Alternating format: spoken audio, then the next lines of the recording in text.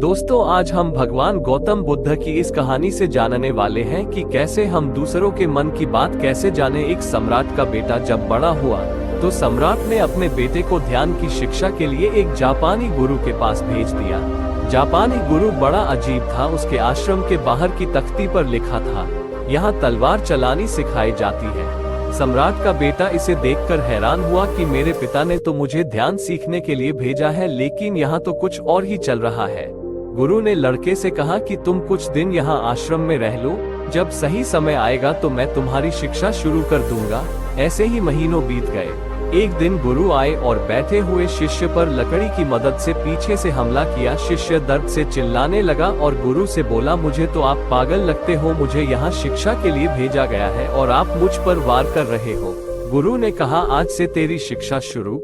अब तू ध्यान रखना, सजग रहना, किसी भी समय मैं तुझ पर वार कर सकता हूँ। दिन बीतते गए।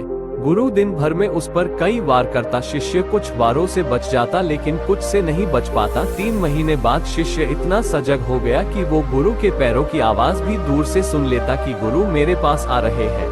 अब गुरु उस पर एक भी वार न कर पाते। अब गुरु ने कहा, तेरी दूसरी परीक्षा है कि अब नींद में भी ध्यान रखना, नींदम में भी तुझ पर वार हो सकते हैं। अब शिष्य पर कुछ दिन नींद में भी वार हुए, लेकिन फिर शिष्य नींद में भी सजग रहने लगा। अब नींद में भी गुरु पास आते तो उसे पता चल जाता।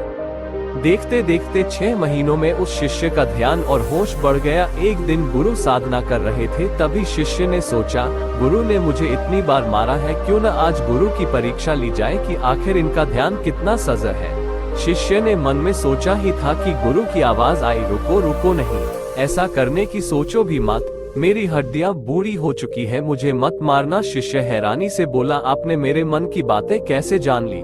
गुरु ने कहा, बेटा, अब मेरा मन इतना शांत और ध्यान इतना सजग हो चुका है कि मैं अब दूसरों की भावनाओं और मन के विचारों को पढ़ लेता हूँ। बेटा अपने सम्राट पिता के महल वापस लौट आया। पिता ने पूछा, कैसे थे तुम्हारे गुरु? बेटे ने कहा, गुरु ने मुझे तलवार चलाना तो नहीं सिखाया, लेकिन अब कोई मुझ पर वार नहीं कर सकता। मेरा ध्यान इतना सजग और तीव्र हो चुका है। दोस्तों, एक शांत मन आपके जीवन में ध्यान को जन्म देता है। जितना गहरा आपका ध्यान रहेगा, उसी लेवल पर आप चीजों को याद रख पाओगे। शांत मन में इतनी ताकत होती है कि आप दूसरों के दिमाग को पढ़ना भी सीख जाओगे। इसलिए हर दिन सजग रहने के लिए ध्यान करो। ध्यान से आपके दिमाग में स्थित कई बंद छिद्र खुलते हैं और